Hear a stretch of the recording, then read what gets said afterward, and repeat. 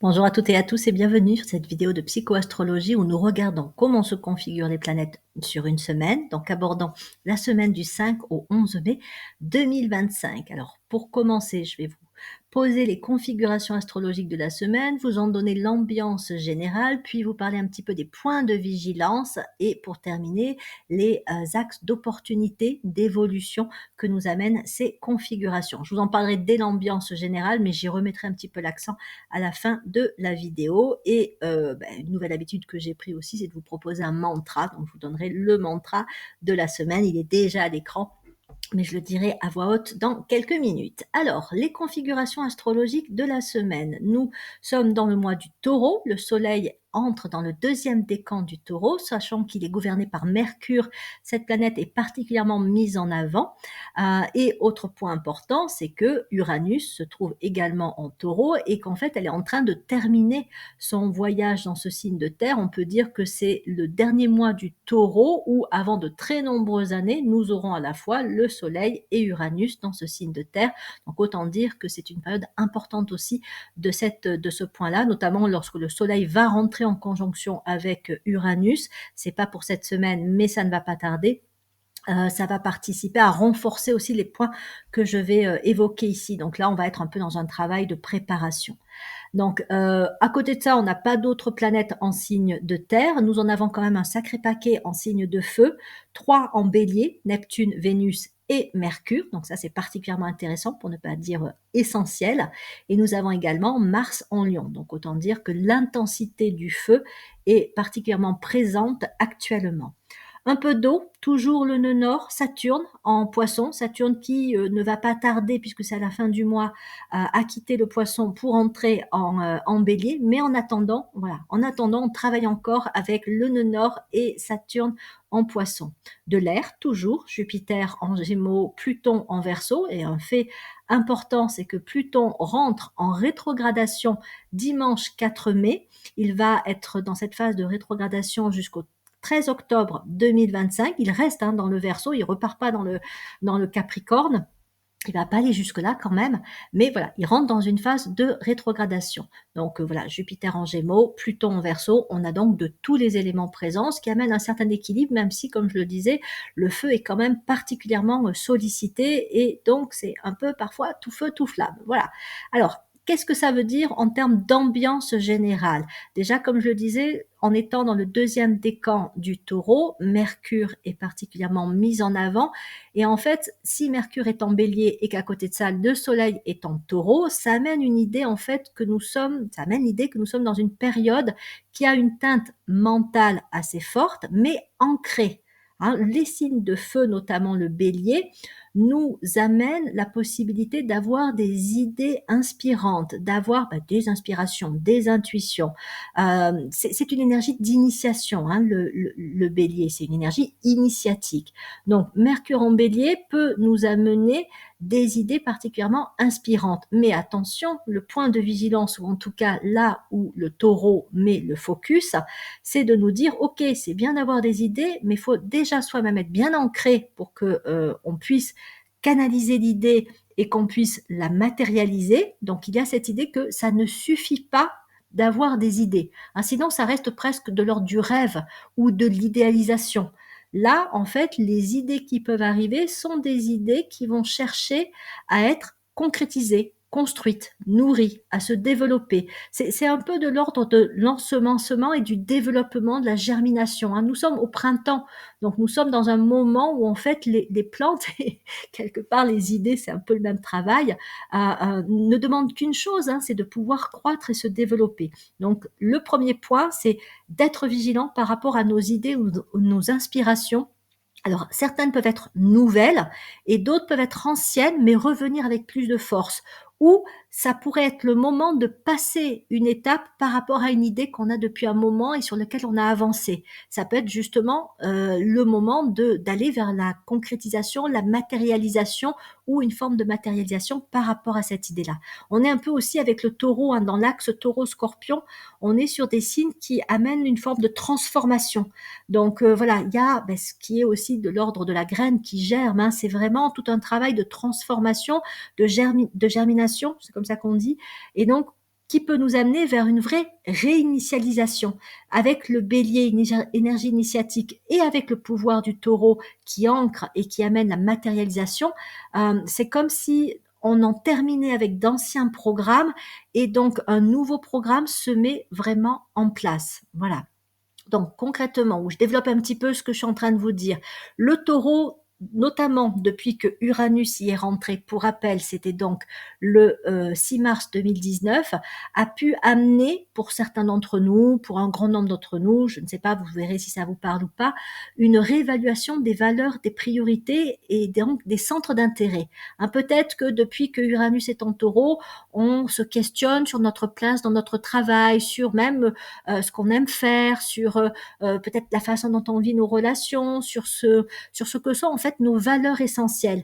Et on a pu observer, en étant plus ou moins conscient de cela, que certaines de nos envies, de nos priorités, de ce dans quoi on avait investi notre énergie, notre temps, notre argent, ben, perdaient de l'intérêt, voire carrément ne nous correspondaient plus du tout. Ça, c'est le travail révolutionnaire d'Uranus qui a pu amener et qui continue d'amener des grands chamboulements en termes, encore une fois, d'intérêt personnel, d'intérêt professionnel. Or, le fait que le Soleil donc rejoint Uranus en taureau, il a ce pouvoir d'éclairer, il a ce pouvoir aussi de renforcer le travail révolutionnaire d'Uranus. Donc, les prises de conscience sur ce qu'on veut, mais aussi ce qu'on ne veut plus, peuvent devenir plus fortes là actuellement pendant tout le mois du Taureau. C'est aussi le moment de mettre particulièrement en lumière les ressources, les moyens, les capacités, les compétences que l'on possède. Cette question des ressources et des moyens, c'est vraiment sur tous les plans.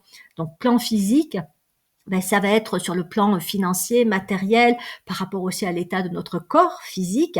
Sur le plan émotionnel, c'est les émotions qui nous travaillent actuellement et qui peuvent soit être aidantes, soit parfois être un peu parasitantes, pour ne pas dire plombantes, pour nous accompagner à vivre cette révolution de nos centres d'intérêt, de nos priorités. D'ailleurs, à ce sujet, avec Saturne et le nœud nord en Poisson, on continue à faire un travail d'épuration et de libération émotionnelle. Donc, si on sent qu'on a des idées, des envies nouvelles, ou que c'est le moment de commencer à concrétiser, à poser une brique pour construire par rapport à des idées, des inspirations que l'on a eues, mais que l'on a également un peu des peurs, des réticences, ou qu'il y a des blocages, des freins, ben Saturne et le nœud nord en Poisson nous invitent à continuer ou aller un peu plus en profondeur sur un travail de libération et de guérison sur le plan émotionnel, affectif, qui affecte la confiance en soi, l'estime de soi, afin de se libérer vraiment de, encore une fois, ce qu'on peut considérer un peu comme le parasitage à la concrétisation de nos idées et de nos réévaluations de priorités. Donc, le poisson amène ce travail qui n'est pas toujours évident. Alors c'est vrai que depuis qu'il y a un peu moins de planètes en poisson et en signe d'eau, on est peut-être plus dans une énergie qui nous porte. Voilà, le feu est dans sa puissance a aussi cet effet de nous amener plus d'enthousiasme, plus d'élan, de dynamique. L'eau, quand elle est très importante, peut aussi nous plomber, surtout si elle fait remonter des émotions bof, quoi. Hein, voilà. Mais il y a peut-être encore des choses. Voilà, il y a peut-être encore des choses sur lesquelles on se dit bon là, faut que j'aille voir ça parce que sinon ça risque un peu de me bloquer, de me parasiter. Et si ça remonte, c'est pas pour rien, c'est que c'est aussi l'opportunité de vraiment faire ce travail, que ce soit un travail de résilience, de renoncement, de détachement, de guérison par rapport à un certain passé, par rapport à des émotions qui elles-mêmes sont en lien avec ce passé et qui peuvent nous avoir un peu malmenés au cours de la vie, et particulièrement sur ces derniers mois, voire pour certains ces dernières années, puisque donc Saturne, c'est 2 ans et demi qu'elle passe dans un signe, donc ça fait 2 ans et demi qu'elle est 2 ans, oui, qu'elle est en Poisson, donc ça fait un petit moment qu'on peut être chamboulé sur le plan émotionnel. Donc on continue ce travail d'épuration, et en même temps c'est un travail aussi qui permet de développer des qualités telles que l'empathie, la compassion, des qualités de cœur, c'est vraiment relié au poisson. Donc ce travail aussi de guérison nous amène aussi à accentuer l'ouverture de cœur. Ça c'est important, et c'est important aussi parce que ça veut dire que les idées qu'on peut avoir peuvent être davantage imprégnées par les qualités de cœur plutôt que d'être parasité par les émotions négatives ou les peurs. Voilà. Donc, on est effectivement aussi sur ces prises de conscience que peut amener le taureau de dire, OK, j'ai encore peut-être besoin de travailler ça, mais à côté de ça, en termes d'ouverture du cœur, j'ai quand même vécu des choses là ces dernières années et ça s'accentue actuellement et ça mérite aussi d'être vu et d'être validé. On peut valider effectivement ce travail d'ouverture du cœur. Donc, déclin en termes d'intérêt, d'émotivation par rapport à ce qui a pu être construit dans des sphères de notre vie. Pour certains, ça peut être plus sur le plan personnel, familial, relationnel. Pour d'autres, ça peut être plus sur le plan professionnel. Pour certains, ça peut être une accumulation. Ça peut être vraiment différentes sphères de la vie qui peuvent être affectées par le travail révolutionnaire d'Uranus en taureau et accentuées, comme je disais, par le passage du soleil dans ce signe de terre. Donc là, c'est important de considérer que s'il n'y a plus motivation, il n'y a plus motivation. C'est pas la peine forcément de chercher à remettre de l'élan dans ce qui n'a plus lieu d'être. C'est plutôt un travail de lâcher prise, d'acceptation et d'écoute. Donc, comme je disais, des inspirations, des envies, de ce qui cherche à émerger pour pouvoir justement être nourri, être construit et donc amené vers la concrétisation. C'est ça qu'amène le taureau, c'est ça quelque part qui nous demande également et il favorise la mise en lumière de nos aspirations profondes, de nos valeurs, de nos priorités, de nos ressources personnelles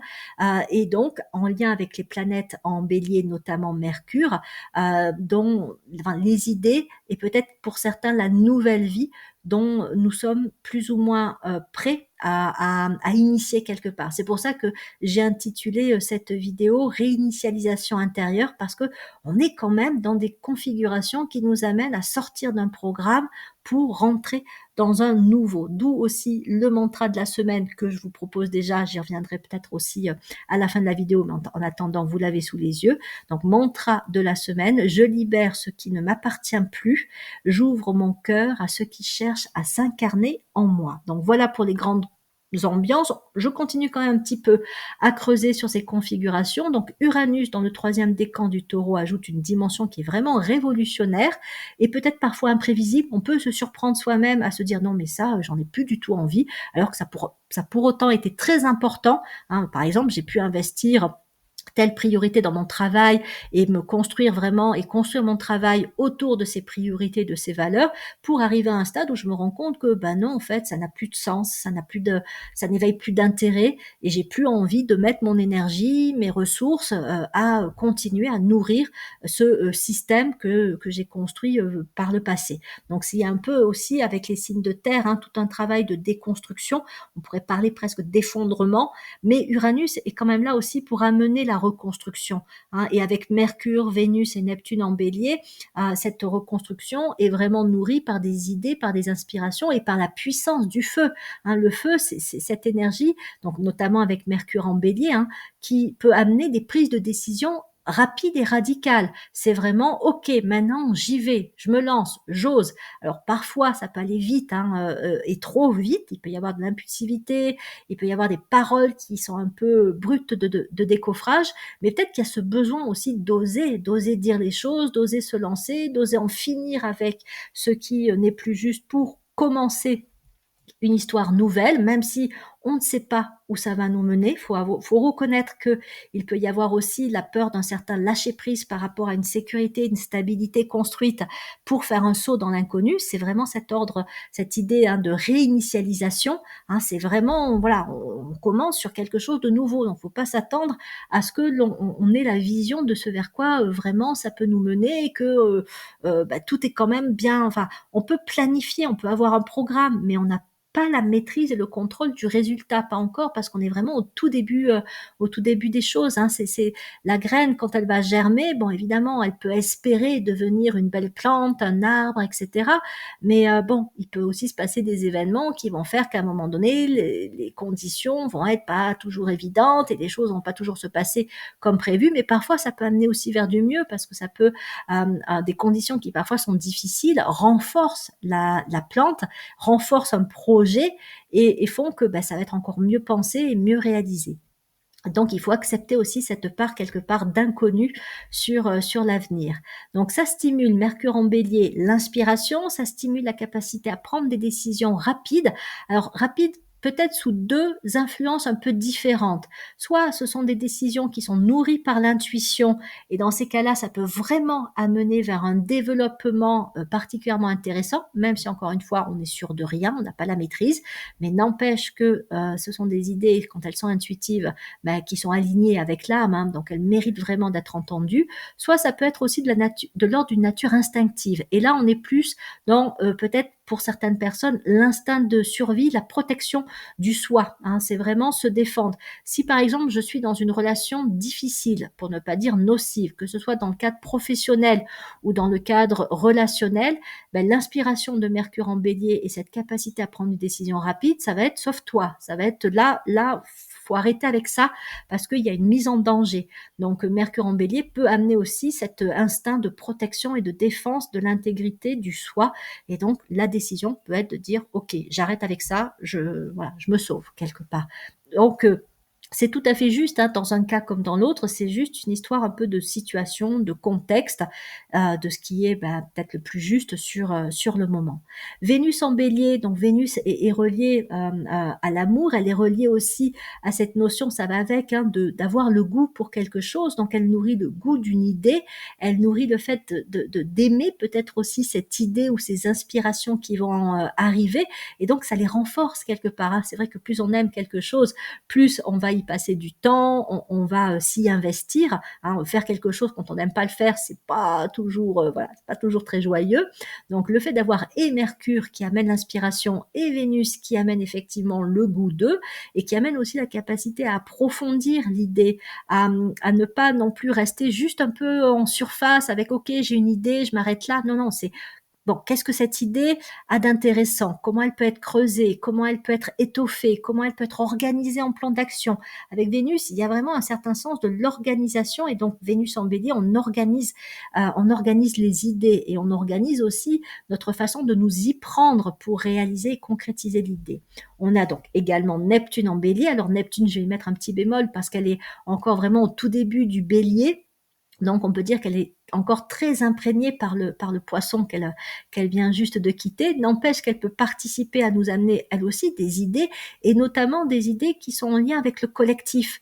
Donc, il serait pas quand même étonnant, même s'il faut être un peu vigilant à une forme peut-être soit d'idéalisation, soit de flou, à ce que les idées que l'on ait dans cette période soient des idées qui aient un impact qui touche aussi le collectif, voilà, à notre échelle personnelle. Hein. On n'a pas forcément une contribution qui va toucher des milliers, des millions de personnes, mais peu importe, à partir du moment où on a cette conscience que notre idée peut aussi être bénéfique à d'autres que nous, elle amène en fait, elle nourrit une énergie qui est une énergie qui va en faveur du collectif beaucoup plus que de l'individualisme. Donc ça, rien qu'en soi, c'est positif. Mais comme je le disais, comme Neptune vient de rentrer en Bélier, ben soit elle peut être encore un petit peu jeune dans son travail avec le Bélier et donc amener un peu de flou, amener un petit peu d'idéalisation de certaines idées, d'où l'intérêt quand même hein, d'avoir ce Soleil et Uranus en Taureau, parce que là on est sur quelque chose de réaliste, hein, de pratico-pratique. Hein. Le Taureau nous ramène à qu'est-ce qu'on peut vraiment faire? Est-ce qu'on a les moyens? Est-ce que ça c'est réaliste, réalisable? Donc voilà, il faut pas non plus monter. Alors, il faut monter haut pour être inspiré par des idées élevées, mais pas trop haut pour pas planer non plus. Et le taureau nous aide justement à rester bien ancré. Hein. C'est la fameuse image de l'arbre avec les racines profondément enfouies dans le sol pour que les branches puissent s'élever en toute sécurité. Donc on a le taureau et le bélier qui nous amènent les deux quelque part. L'élan de monter et l'élan de bien être ancré pour que voilà la conjonction entre les deux favorise l'inspiration et l'incarnation d'idées particulièrement belles, intéressantes, justes et qui vont pouvoir par la suite, en tout cas, aller loin, si je puis dire, aboutir. Donc Mars en Lion pousse à l'expression personnelle affirmée, voire rayonnante. Hein, c'est encore une fois la puissance du feu, la puissance aussi de la connexion à qui je suis vraiment dans mes qualités, là aussi dans mes valeurs, dans mon identité propre. Et c'est une question aussi beaucoup avec le lion d'authenticité. Voilà qui je suis. Donc je peux pas. Alors si je peux faire semblant un temps d'être quelqu'un d'autre parce que je veux plaire, parce que je ne veux pas décevoir, parce que on m'a élevé sur sur tel modèle avec telle injonction, mais avec Mars en Lion, ça tient difficilement. C'est un peu ces jeux de rôle. Ça demande vraiment à s'aligner. C'est une impulsion à s'aligner avec notre authenticité d'être et peut-être pour certains à nous reconnecter à nous-mêmes afin de nous peut-être de nous réconcilier, de nous rapprocher de qui nous sommes réellement. Et donc là aussi, on est sur cette idée de développer des idées, une créativité qui soit le plus possible aligné avec qui nous sommes réellement et on peut l'espérer avec notre identité supérieure, notre identité spirituelle d'âme. Hein, le lion pose la question de qui suis-je aussi bien sur le plan de la personnalité que sur le plan de l'âme et cherche en fait à faire cet alignement entre les deux. Donc on a quand même des configurations qui nous poussent à aller de plus en plus vers qui nous sommes fondamentalement pour pouvoir le rayonner et pour pouvoir le resituer aussi sur un plan collectif. Donc, à côté de ça, point important, Pluton rentre en phase de rétrogradation en Verseau, ce qui peut peut-être un petit peu nous mettre en position d'attente. Alors, non pas par rapport au fait d'avoir des idées, elles vont arriver, mais par rapport au fait justement de les faire avancer, de les concrétiser, de les matérialiser. Avec le Taureau, on va se poser la question de comment on va s'y prendre, quels sont les moyens, on va peut-être même commencer à planifier des choses, à les organiser concrètement, mais la rétrogradation de Pluton en Verseau peut peut-être nous mettre, pour certains, ça dépend de nos situations, de nos contextes, un peu en mode veille, attente et en mode aussi introspectif. Donc voilà, on va prendre plus de temps pour manifester, peut-être diffuser, parce que le Verseau, c'est vraiment la diffusion large, hein, mais on va mettre peut-être un peu plus de temps pour diffuser notre idée, notre projet, le concrétiser, parce qu'il y a peut-être encore besoin que ça mûrisse, notamment dans ce rapport entre mon individualité et ma place dans le collectif. Hein. Le Verseau, on est avec l'axe Lion-Verseau hein, sur ces notions d'identité, de rayonnement et de créativité, sachant que le Verseau pose aussi la question de l'identité collective, c'est-à-dire comment mon identité individuelle s'inscrit dans une identité collective. Ça fait peut-être pas trop sens comme ça, faut peut-être y réfléchir un petit peu, mais voilà, c'est vraiment cette notion de moi et les autres, moi avec les autres et nous quelque part. Ça va même aller encore plus loin. C'est vraiment le collectif, c'est nous travaillons ensemble. Donc voilà, on est sur cette notion de prendre le temps de bien réfléchir à comment les choses s'inscrivent dans une dimension collective et peut-être même dans une dimension de service, hein, puisque le Verseau étant le signe des serviteurs du monde, ça amène cette notion aussi du sens de ce que nous faisons, de ce que nous pensons, de ce que nous amenons. Est-ce que voilà, ça s'aligne avec notre voie de service. Donc voilà pour on va dire l'ambiance générale. Les points peut-être un petit peu de vigilance, c'est comme je le disais déjà avec Neptune qui donc rentre tout juste en bélier, hein, ne pas non plus céder à une certaine confusion ou idéalisation par rapport aux idées, donc bien rester dans les énergies taureau, l'ancrage, le réalisme.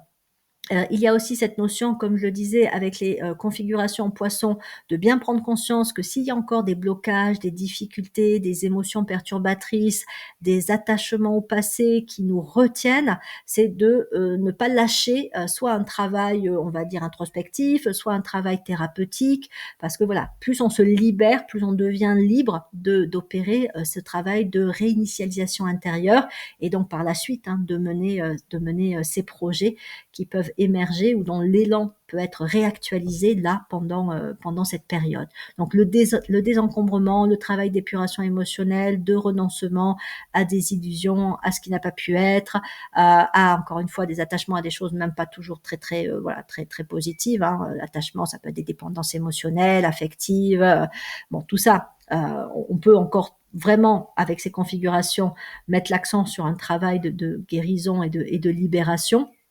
En fait, même on peut y retrouver un certain goût, un certain élan avec l'ambiance très feu, hein, parce que c'est vrai que bon, quand il y a beaucoup d'eau, à la fois on se dit bon c'est lourd, je suis plombé, limite état dépressif, mais on n'est pas non plus toujours très motivé ou dans la meilleure clarté d'esprit pour faire un travail sur soi. Or là, comme les signes de feu amènent plus de clarté mentale et de dynamisme, ben, peut-être qu'on peut remettre un petit peu remettre l'accent sur ce travail ou aller encore un peu plus loin dans ce travail de guérison et de libération.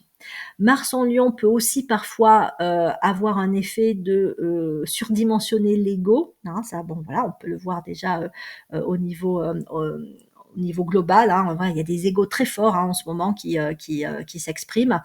Donc c'est l'orgueil, c'est les désirs impulsifs, avec le Bélier, hein, c'est aussi le désir d'en faire qu'à sa tête. C'est moi qui ai raison, les choses doivent se passer comme moi je veux.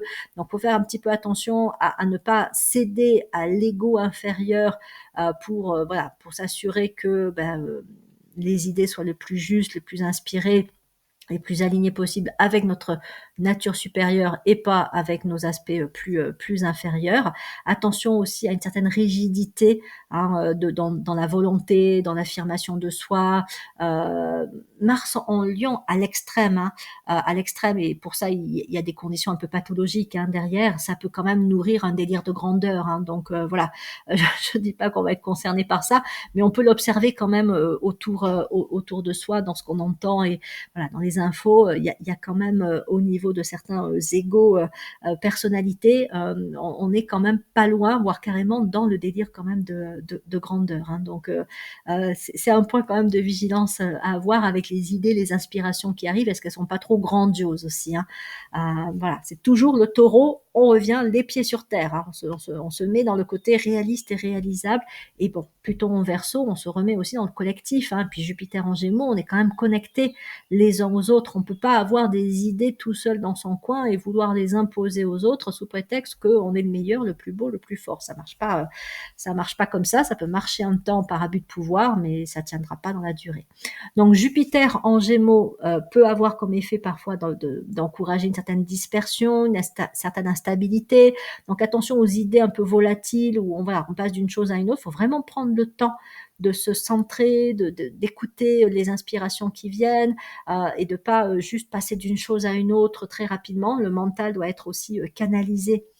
Et à la limite, Jupiter en Gémeaux est très utile pour aller chercher des informations, se connecter à des personnes qui vont justement alimenter, renforcer ou peut-être agrémenter l'idée et l'inspiration qu'on va avoir. Donc là, c'est un côté très positif de Jupiter en Gémeaux, c'est que ça vitalise l'idée.